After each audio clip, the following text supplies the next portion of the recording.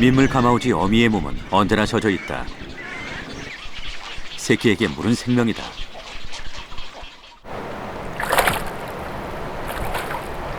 애써 잡은 물고기도 어미의 것이 아니다.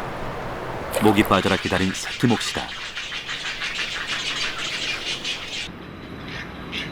새끼의 생존을 위해선 한 뼘의 양보도 없다. 활기찬 생명의 근원에는 물이 있다.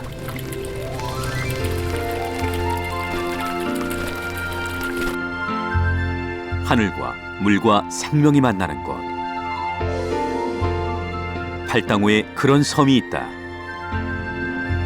그리고 그 섬엔 민물 가마우지가 산다.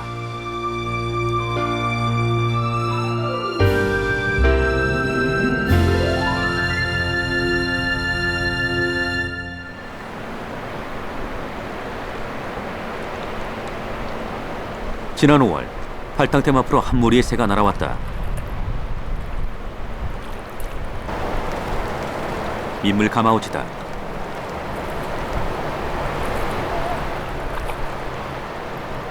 거센 물살에도 주저없이 잠수한다. 지켜보는 외가리는 엄두를 내지 못한다.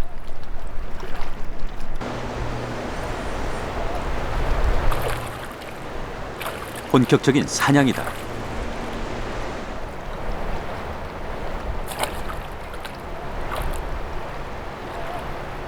방류되는 물과 함께 쓸려나온 물고기를 낚아챈 것이다.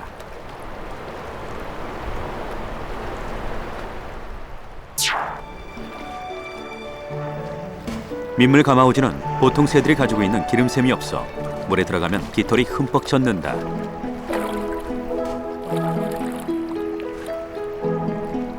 그래서 물에서의 움직임이 자유롭고 10m 넘는 깊은 잠수도 가능하다.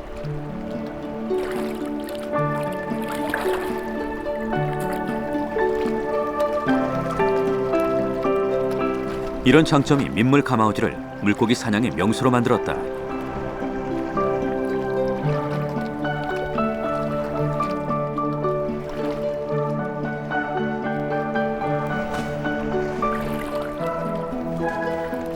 대신 물에 푹 젖은 무거운 몸으로 날기 위해선 8번에서 10번가량 물장구를 쳐야 한다.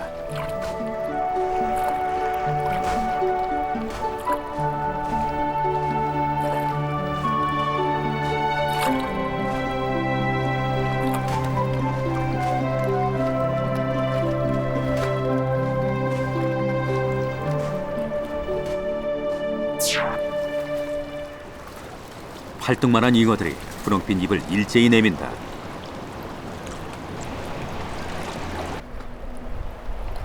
수십 마리씩 몰려다니는 민물 가마우지에게 먹이 사냥은 가장 치열한 일과다.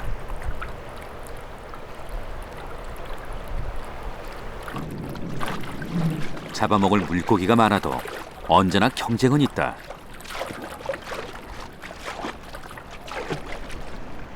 물속에서 잡은 고기를 동료에게 뺏기지 않으려고 안간힘을 쓴다.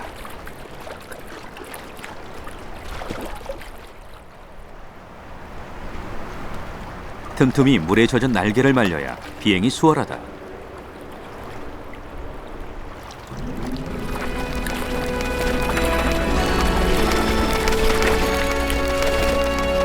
먹이 사냥과 휴식이 끝났다.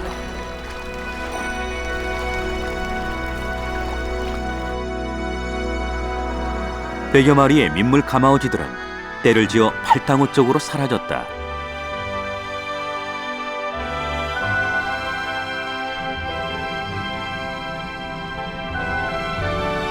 촬영팀은 헬기를 타고 민물 가마우지들의 서식지를 찾기 시작했다.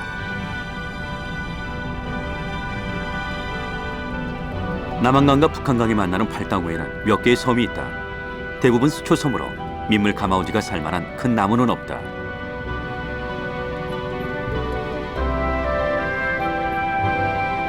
양수리 쪽으로 올라가자 숲으로 뒤덮인 섬이 나타났다. 여의도 공원의 3분의 1 크기.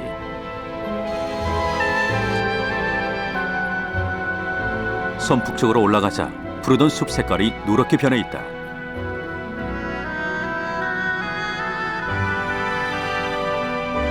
수백 마리의 새가 둥지를 틀어 살고 있다.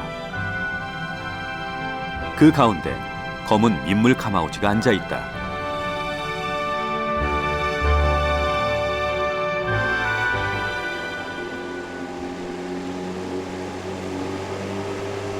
촬영팀은 허가를 받아 보트를 이용해 족자섬으로 출발했다.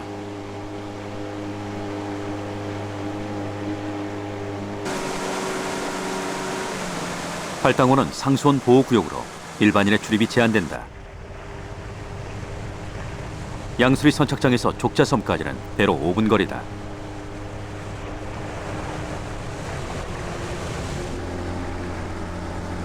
족자섬은 사람이 살지 않는 무인도다.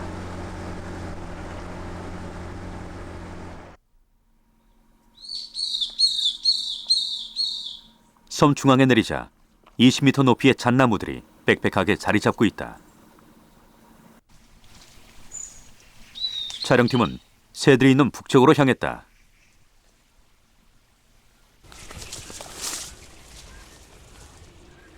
북쪽으로 갈수록 새소리가 요란해진다.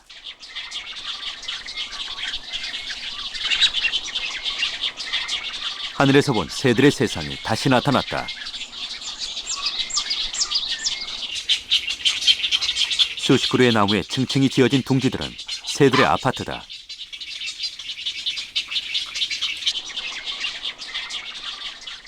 나무 밑은 새들의 배설물과 먹다 떨어뜨린 물고기들로 엉망이다.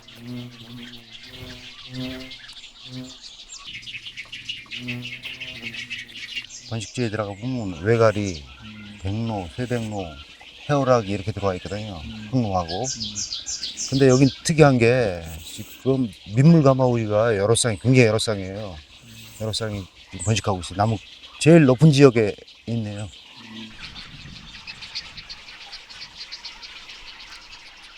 보통 백록과 새들은 같은 곳에서 번식하지만 민물 가마우지가 같이 있는 경우는 거의 없다. 이곳에서 발견된 민물 가마우지의 둥지는 모두 7개. 한 둥지에 보통 3-4마리의 새끼들이 자라고 있다. 태어난 지 얼마 안 된 녀석들도 보인다. 몸 길이가 80cm가 넘는 대형 조류인 민물 가마우지는 부부가 같이 새끼를 돌본다.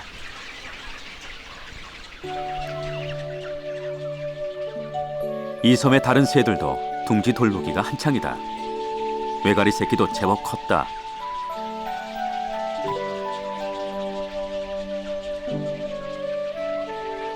중대백로 어미는 잡아온 물고기를 새끼들이 먹기 좋게 반쯤 소화시켜 토한다.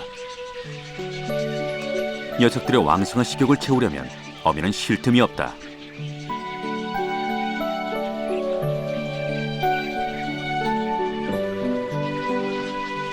황노는 번식이 남들보다 좀 늦다.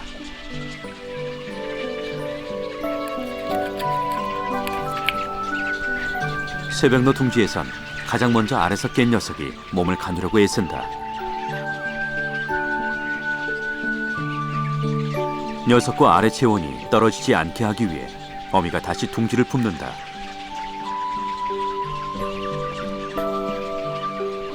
해오라기 부부는 둥지 근처에서 잠시 휴식을 취한다. 5월의 햇살이 유난히 따갑다. 그늘이 없는 둥지, 새끼들에겐 고역이다.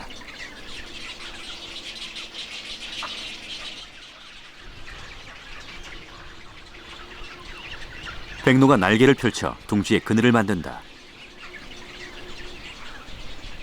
어린 새끼들의 체온 조절은 생명과 직결된다.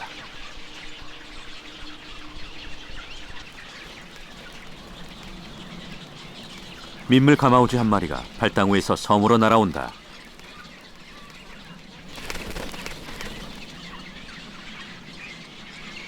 둥지에 앉더니 덮여진 새끼들의 몸에 일일이 물을 뿌리기 시작한다.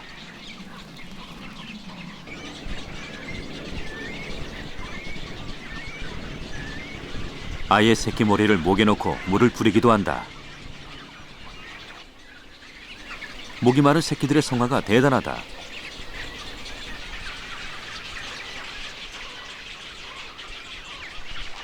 그러나 새끼들 모두에게 골고루 충분한 물을 주기란 쉽지 않다.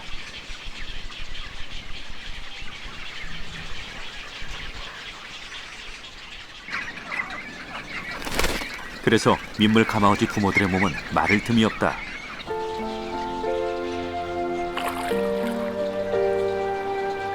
팔당으로 날아가 가능한 한 많은 물을 입속에 담아와야 한다.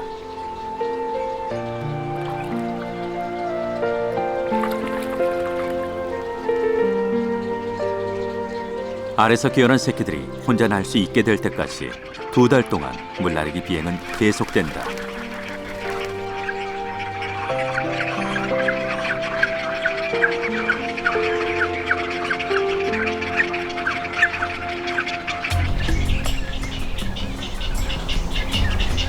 민물 가마우지는 우리나라에서 겨울을 보내고 봄이 되면 번식지인 북쪽 지방으로 떠나는 겨울 철새로 알려져 있다.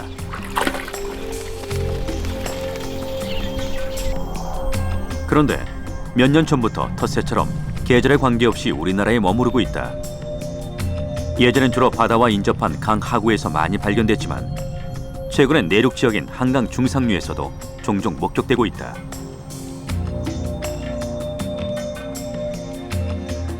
민물 가마우지는 우리나라에서 발견되는 3종류의 가마우지 가운데 하나다. 민물 가마우지 외에도 우리나라엔 가마우지와 쇠 가마우지가 서식하고 있다. 크기와 모양, 그리고 습성이 조금씩 다르다.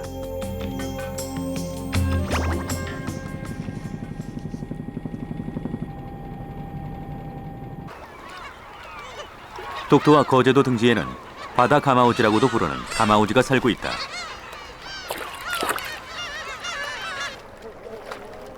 가마우지는 바닷속 20m까지 들어가 물고기를 잡을 수 있다. 우리나라 물새 가운데 잠수 실력이 최고다.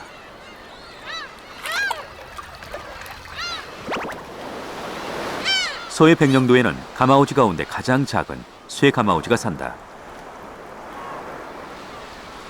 깎아지른 듯한 해안 절벽에 쇠 가마우지들이 둥지를 틀었다. 위험해 보이지만 오히려 적들의 공격을 피할 수 있는 좋은 번식지다.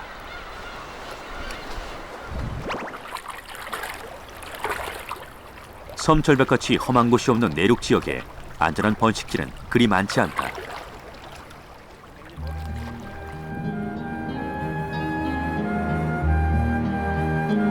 족자섬을 둘러싸고 있는 물은 평균 수심이 6.5m, 깊은 곳은 20m가 넘는다.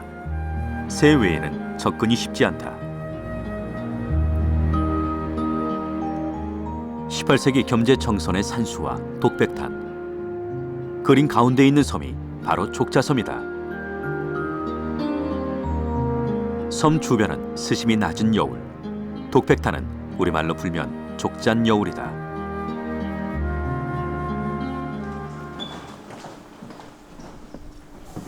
경기도 팔당 수질개선본부에서 일하고 있는 한현우 씨는 이 지역에서 50년을 넘게 산 토박이다.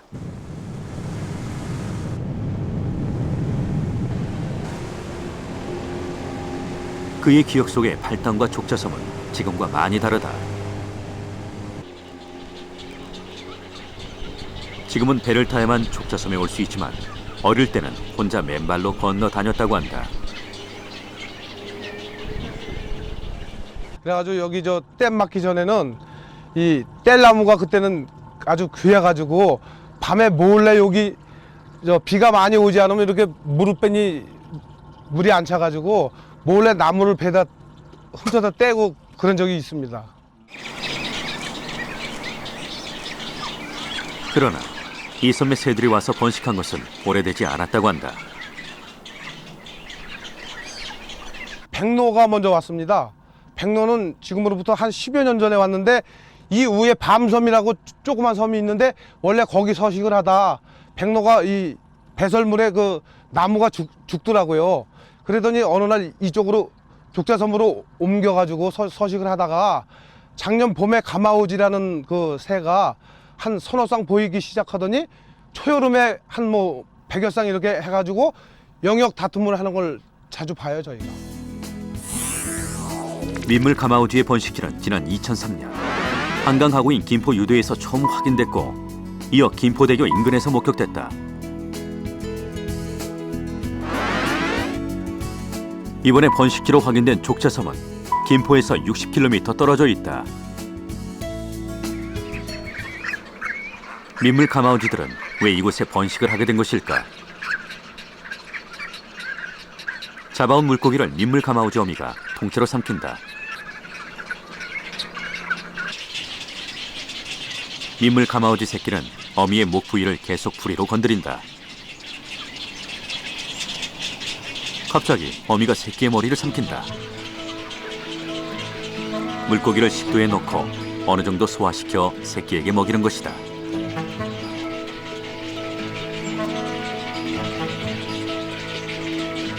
새끼가 좀처럼 먹이를 빼내지 못한다.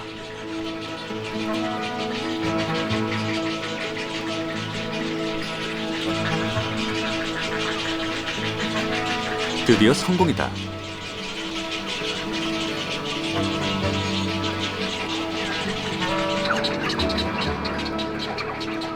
이따금 새끼가 먹기엔 물고기가 너무 큰 경우가 있다.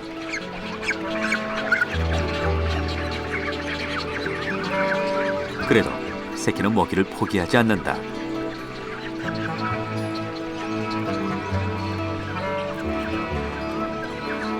하지만 이번엔 잡아온 어미도 삼키지 못할 만큼 물고기가 크다.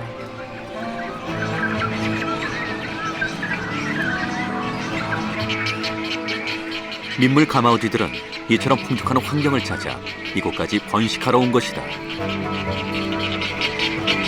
육지에서 떨어진 이런 섬에서는 번식하는 것을 별로 좋아하지 않아요. 그러니까 해안가에서 근처에 있는 인적이 드문 무인도소나 또는 이제 큰 호수나 저수지 속에서 있는 섬, 이런 곳에서 이제 번식하죠. 왜냐하면 그런 곳에서가 안전하고 또 새끼를 키우는데 먹이를 쉽게 찾을 수 있기 때문인데, 이 족자섬은 바로 그런 생태적인 요구 조건들을 충족할 수 있는 그런 곳이라.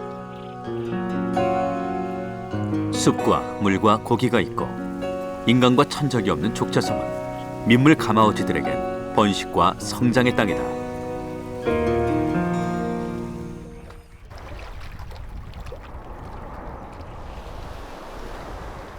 팔당 후의 새벽은 부지런한 어부의 손에서 시작된다. 이곳에서 30년 가까이 고기를 잡아온 문명관 씨. 팔당호에선 원래부터 고기를 잡아왔던 50여 명만이 어업행위를 할 수 있다.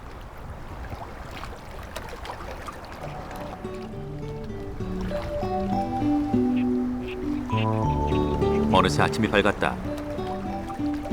지난밤에 친 그물을 거들 차례다.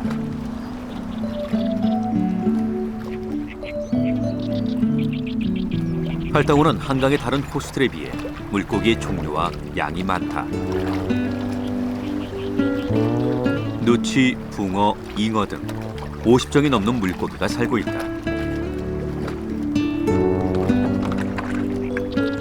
고기 잡는 양이 한때 줄었지만 최근에 늘고 있다고 한다.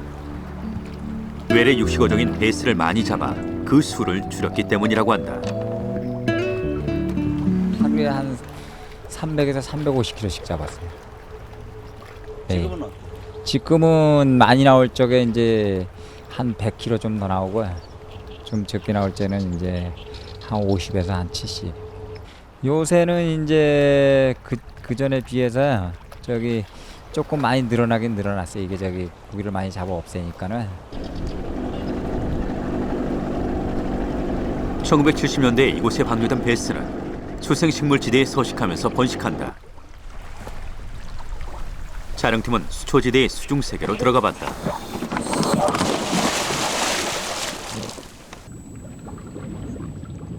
(2m가) 넘는 수생식물들이 물 밑에서 이리저리 얽혀 있다.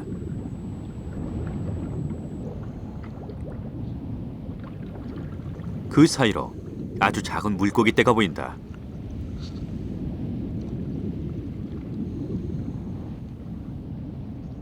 베스 치어들이다. 베스는 4월과 6월 사이 한 번에 최대 10만 개의 알을 낳는다.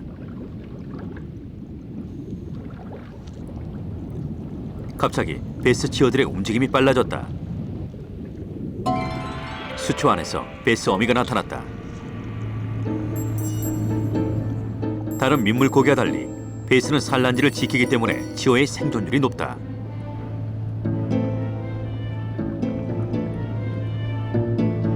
베스 치어는 4, 5년이면 성어가 되고 크기도 40에서 50cm까지 자란다. 베스의 특징은 강한 육식성이다. 순식간에 큰 입으로 물고기를 삼킨다.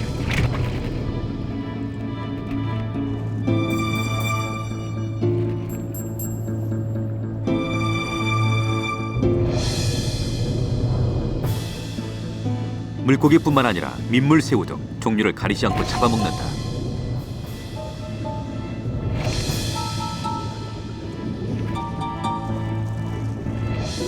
생태계를 파괴한다는 이유로 10년 동안 베스 퇴치 작업이 벌어졌고 베스의 수는 줄어들고 있다.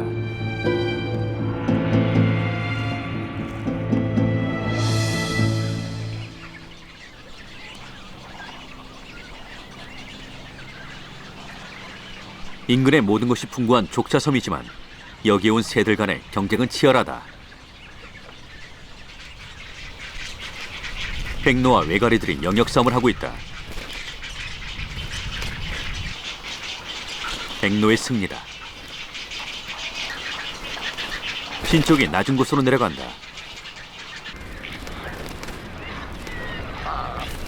쇠백로끼리 싸움을 하고 있다. 둥지들이 붙어있는 이곳에서 영역 다툼은 늘상 생기는 일이다. 덩치가 크고 사나운 해오라기 새끼에게 쇠백로 새끼가 일방적으로 당하고 있다.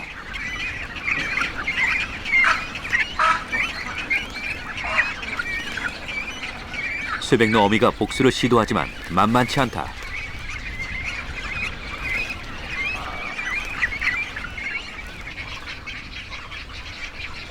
민물 가마우지가 둥지 근처에 있는 해오라기 새끼를 쫓아낸다.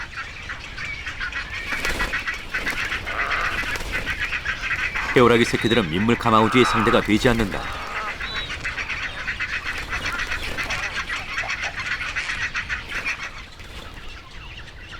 민물 가마우지가 날아오자 외가리가 자리를 비켜준다.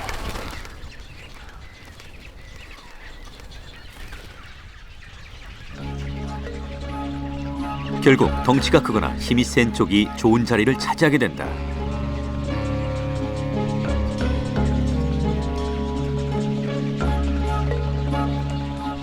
백로 번식 시에는 보통 가장 힘이 약한 쇠백로가 맨 아래를, 덩치는 작고 귀엽게 생겼지만 사나운 황로, 쇠백로와 비슷한 크기지만 몹시 공격적인 해오라기가 중간 둥지를, 그리고 키가 90cm에 달하는 장신인 중대백로와 역시 키가 크고 사나운 외가리가 가장 높은 곳을 차지한다.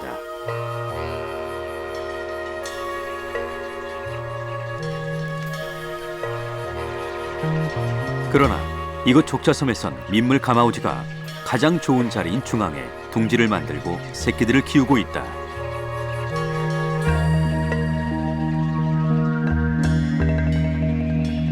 가운데 있었다 그러죠. 이제 좀 높은 곳에. 그렇다 그러면은 백로류와의 경쟁에서 이 새가 둥지 선택에 있어서의 경쟁에서는 상당히 그 우위에 있다고 생각이 됩니다. 그 이유는 크기에 있어서는 이제 중대 백로보다 약간 적지만은 몸무게에 있어서는 다른 어떤 백로류보다 거의 2배 이상 달하는 몸무게를 갖고 있기 때문에 아마 이런 둥지 선택에 있어서도 자기가 굉장히 안전하다고 느끼는 중앙 부위 그리고 좀 높은 곳 이런 곳을 선택할 수 있었던 것 같습니다.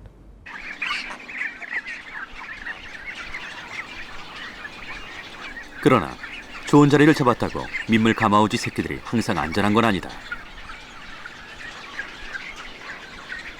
한 둥지에 민물 가마우지 새끼 4마리가 살고 있다. 바로 옆에선 백로 새끼들이 식사 중이다.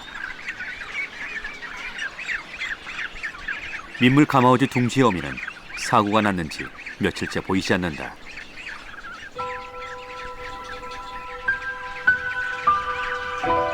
갈증과 배고픔에 지친 새끼들이 둥지 밖으로 고개를 떨군다.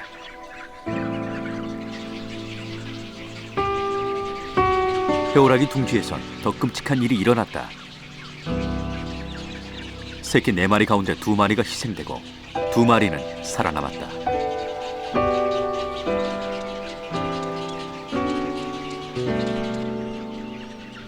잠시 후 새벽노가 나타났다. 새벽노는 죽은 해오라기를 쪼아먹기 시작했다.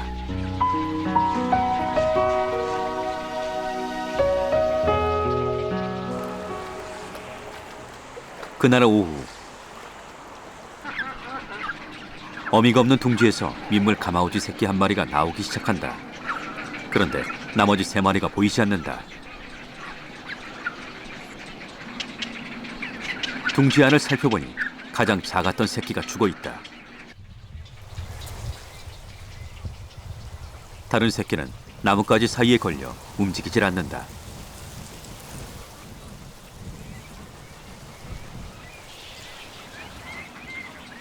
살기 위해 무작정 둥지를 나왔지만 할 수 있는 일은 없다.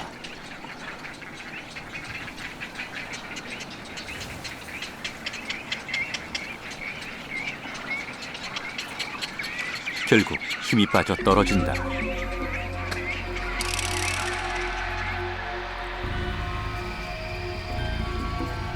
떨어진 둥지의 높이는 10m가 넘는다.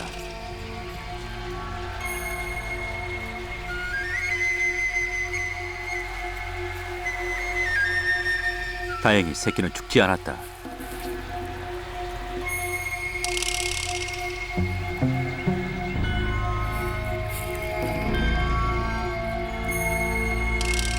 안간힘을 쓰고 움직이려고 노력해도 좀처럼 앞으로 나아갈 수 없다.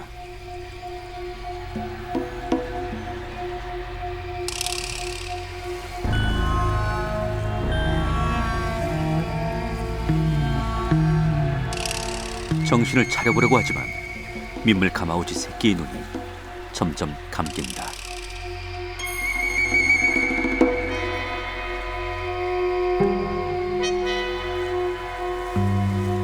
족자섬의 하루는 그렇게 저물었다.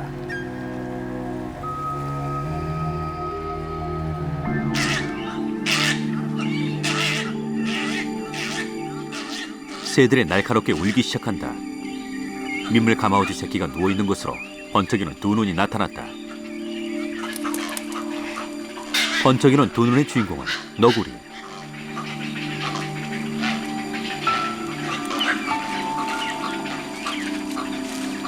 잠시 주저하다 그대로 새끼를 물고 갔다.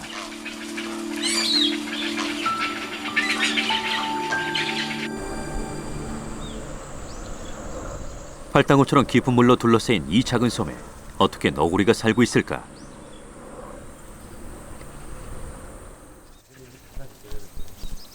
새둥지 인근에서 너구리의 흔적을 찾아 나섰다. 이렇게 흔적이 너구리 다니는데 흔적이 있어요. 길이 있어요. 이게 너구리 지금 멀지 않은 곳에서 너구리의 배설물 더미가 발견됐다. 배설할 때 변을 볼 때 이게 화장실이 있어요. 너구리는 영역 표시를 위해 같은 곳에 여러 번 배설한다. 그 가운데 최근 배설물도 보인다.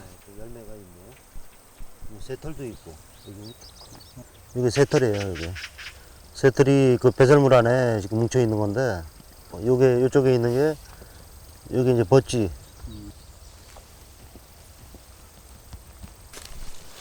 여기까지 일로 나갔네. 너구리는 다니는 길도 정해져 있다. 그래서 자세히 살펴보면 땅이 다져진 너구리 통로가 발견된다. 통로는 섬 남쪽으로 향해 있다.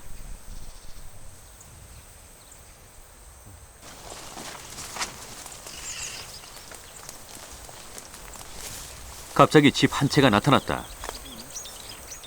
오랫동안 사용 안 한 별장이다. 구들장 밑에 지금 여기 흔적이 뭐가 있는 거. 집 뒤편의 구들장을 살펴봤다. 그죠? 구들장 밑으로 2개의 구멍이 자연굴처럼 형성돼 있다. 구들이 골같이 보이는데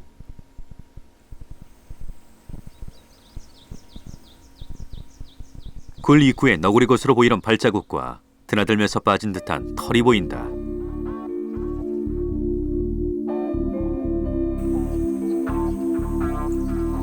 별장 앞쪽으로 가자 뼈 한 무더기가 있다. 너구리 뼈다. 어제 민물 가마우지 새끼를 잡아먹은 너구리 외에도 이 섬에 살았던 너구리가 있었던 것이다.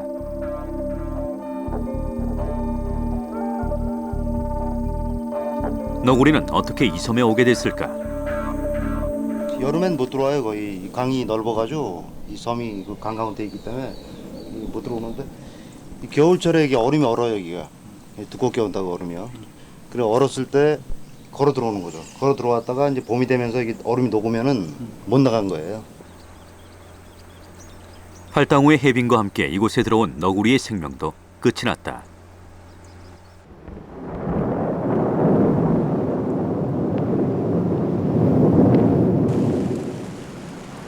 모처럼 만에 팔당우에 비가 내린다.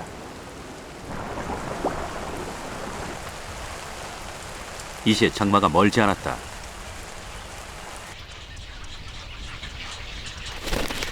날이 개자 여기저기 나뭇가지를 물고 다니는 새들이 늘었다.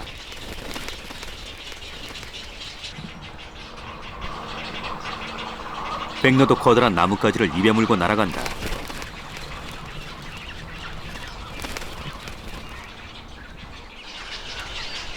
비 때문에 부실해진 둥지를 보수하기 위해서다.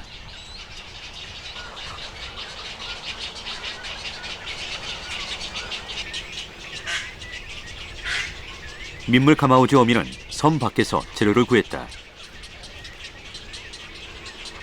그러나 나뭇가지를 먹이러 온 새끼들이 물고 놓지 않는다.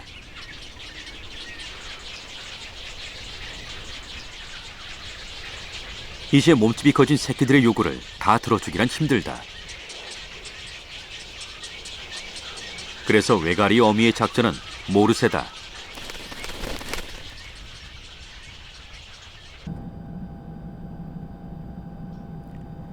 팔당호는 갈대와 어초가 잘 발달돼 물고기들의 좋은 서식처다.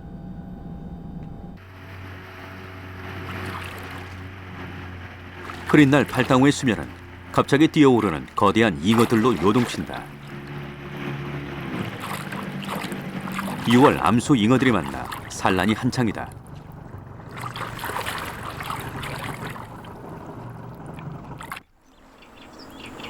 우리나라 논병아리 종류 가운데 가장 크고 뿔깃이 아름다운 뿔논병아리도 팔당호 수초 지역의 식구다. 뿔논병아리는 민물 가마우지 못지않은 잠수의 명수다.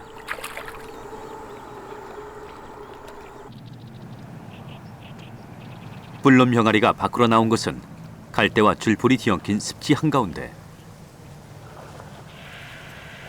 그곳에 번식을 위한 둥지가 있다.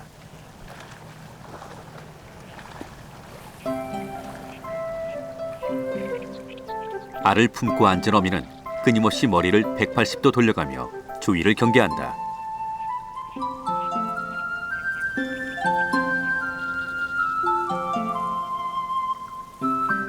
알을 품고 있는 중에도 계속 둥지는 보강된다. 둥지가 물 위에 떠 있는 상태라 항상 불안하기 때문이다. 뿔논병아리 어미가 둥지를 내려온다. 그리고 아비가 둥지 위로 올라간다. 뿔논병아리 부부는 두세 시간마다 교대로 알을 품는다.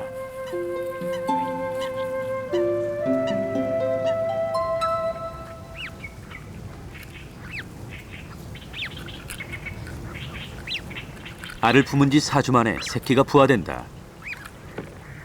뿔논병아리 새끼들은 머리에 빨간 하트, 얼굴에 까만 줄무늬가 있다.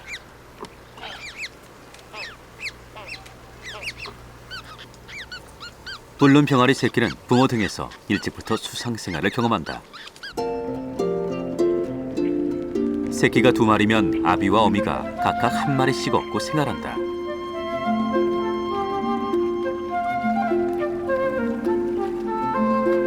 뿔논병아리는 조류 가운데서도 가족애가 가장 강한 종으로 알려져 있다.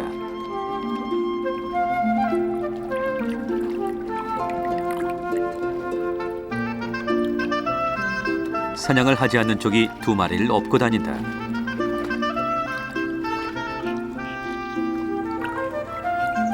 물고기를 가져오자 성질이 급한 새끼들이 어미 등에서 뛰어내린다.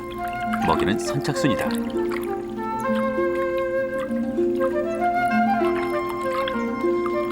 그러나 움직이는 물속에서 어미 등에 다시 올라타기는 쉽지 않다.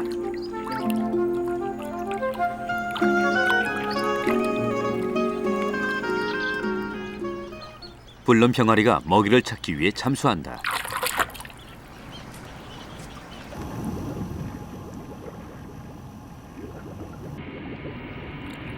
갈라진 물갈퀴로 물속에서 빠르게 움직인다. 사냥에 성공했다. 큰 물고기다.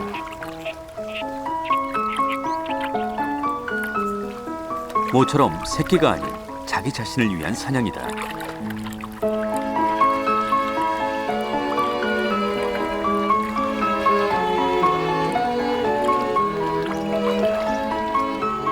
뿔놈병아리 어미가 자기 깃털을 뽑아 새끼에게 먹인다.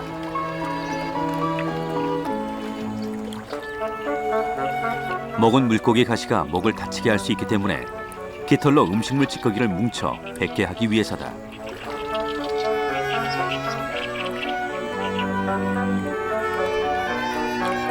이런 뿔놈병아리 부모의 지극한 사랑 속에 새끼들은 하루하루 몰라보게 성장한다.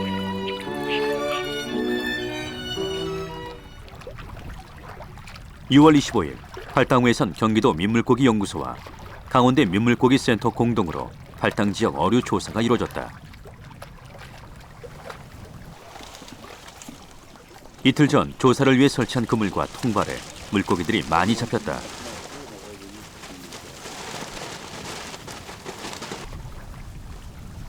이 어류들을 분석하면 팔당우 수중 생태계의 변화를 알 수 있다.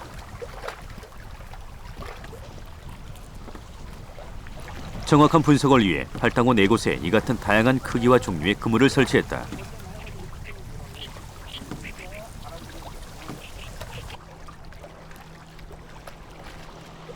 잡은 물고기들은 그날 오후 모두 양평에 모았다.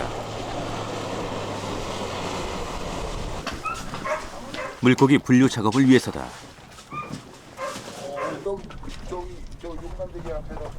잡힌 물고기는 모두 18종 5천여 마리. 좋겠어요? 동작에건 물고기가 13마리가 나온 반면 붕어는 2마리밖에 없었다. 잡은 물고기 가운데 크기가 가장 큰 것은 토종 육식어종인 강준치다.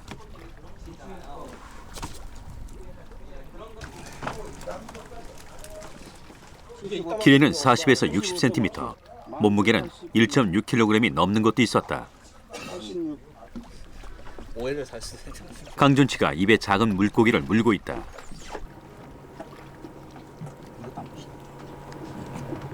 강준치가 무엇을 먹었는지 알아보기 위해 배를 갈랐다. 위장을 꺼내 살펴보았더니 육식의 흔적이 발견된다. 작은 그 뼈들이 살짝 보입니다. 요게 요 얘기는 뭐냐면 지금 소화가 많이 진행된 상태고요. 여기 지금 보면 잉어과 어류 같은 거를 먹었고 많이 소화가 돼 있다는 얘기죠. 그래서 작은 치어들이라든가 사이즈 작은 뭐 한 10cm 안 되는 그런 잉어과 어류들이 먹이로 들어간 것 같습니다. 잡혀 먹은 것 같습니다. 이번 팔당우 어류 조사 결과 개체 수로는 길이 10cm 정도의 소형 어종인 김물개가 1위. 맑고 깊은 물을 좋아해 주로 강 상류에 사는 한국 고유종 누치가 2위. 대표적인 외래 육식어종인 베스는 치어들이 많이 잡히면서 3위. 강준치는 311마리로 개체수 기준으로는 팔당우 어류 가운데 4위를 차지했다. 그러나 생차량, 즉 무게를 기준으로 하면 강준치가 전체의 약 65%를 차지해 압도적인 1위였다. 바이오스매스가 크다는 얘기는 그 지역에서 이 어종들을 거의 뭐 제어할 수가 없다는 것이죠. 육식성 어종이 많다는 얘기는 그 삼각 피라미드 구조가 일부 변형이 돼 있다는 거죠. 그만큼 생태계가 교란이 됐고 그 지역 생태계가 불안정하다고 말씀드릴 수가 있는 겁니다. 강준치는 입이 베스보다 작아 작은 물고기, 특히 치어를 선호한다. 강준치가 이렇게 많아진 데는 가시가 많아 식용으로 적합하지 않다는 이유도 있다.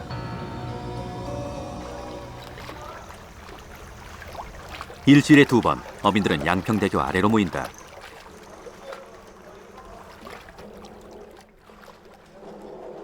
양평군청에서 어민들이 잡아온 유해 어종을 수매하기 때문이다. 강준치 맞죠? 네.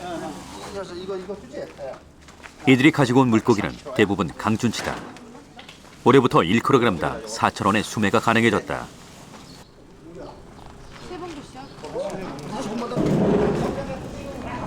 이렇게 된 데는 강준치로 골머리를 알아온 어민들의 요구가 컸다. 우리가 이걸 잡아서 고기를 잡다 보면 이게 그물에 많이 걸려요.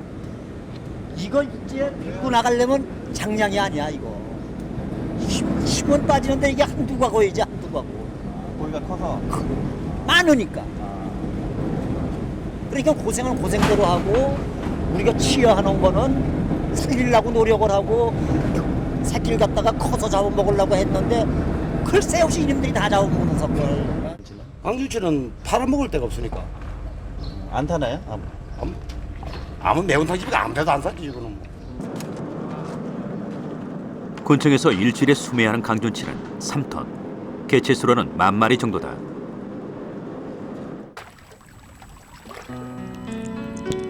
그러나 이 같은 방법만으로 팔당 수중 생태계가 건강해지긴 힘들다.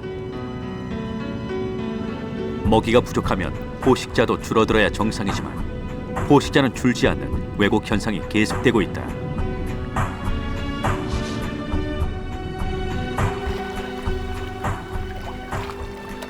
팔당호 바로 옆에는 음식점들이 자리 잡고 있다.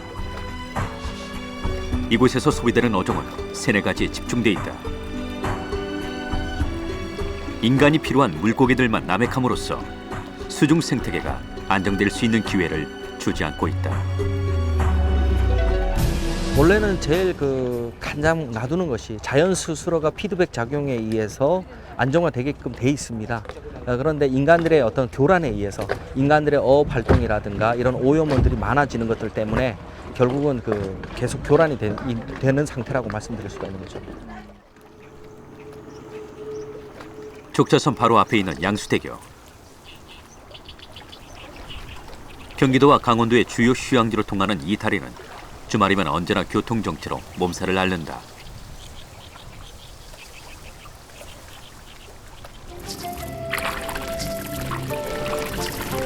그 밑에서는 물닭들은 최고 속력으로 추격전을 펼친다.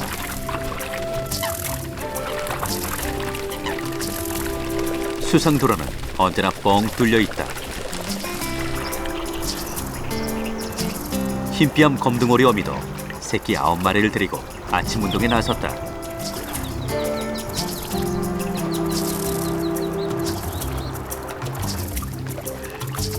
휴식 시간이 주어졌다. 흰뺨 검둥오리 새끼들이 물로 깃털을 다듬으며 부지런히 몸단장한다.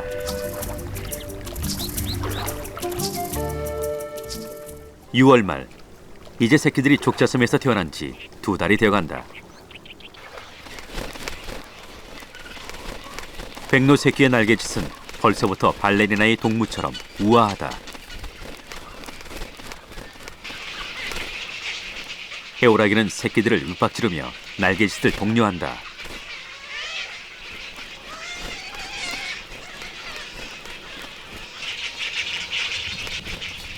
민물 가마우지 새끼들도 둥지에서 날개 연습이 한창이다. 이제 날개짓에 힘이 느껴진다. 이제는 실전 연습이다. 그러나 2m가 안 되는 거리를 나는 것도 쉽지 않다.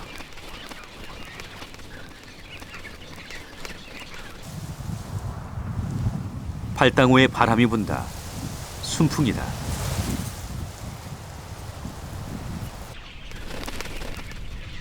그러나 새끼들은 아직 날 준비가 덜 됐다. 민물 가마우지 새끼는 어느새 부모만큼 덩치가 컸지만 행동은 어릴 때 그대로다.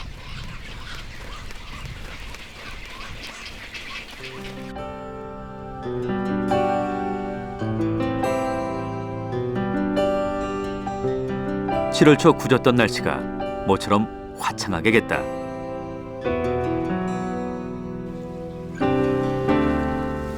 하나 둘 둥지를 떠나는 새들이 늘고 있다.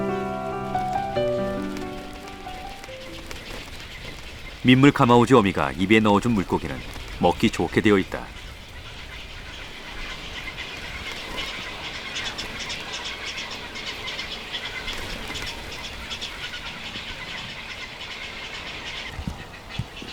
물고기를 소화시키던 새끼가 갑자기 날개를 폈다. 그리고 주저없이 날개짓하며 뛰쳐나갔다.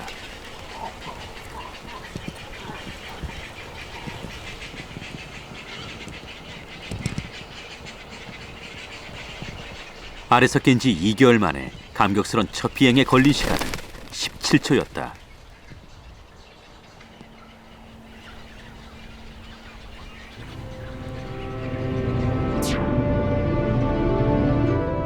지난 봄부터 넉 달 동안 흘린 민물 가마우지 부모들의 땀은 새끼들이 잘 커서 날아감으로써 보상을 받았다.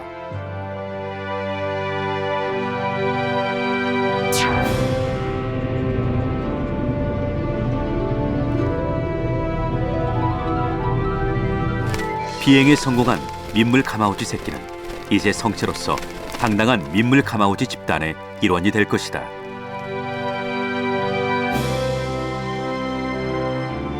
지난 봄 무인도 족자섬은 이들이 와서 활기에 넘쳤다. 이제 매년 팔당호 족자섬에선 민물 가마우지들이 펼치는 멋진 군무와 사냥 실력을 볼 수 있게 될 것이다.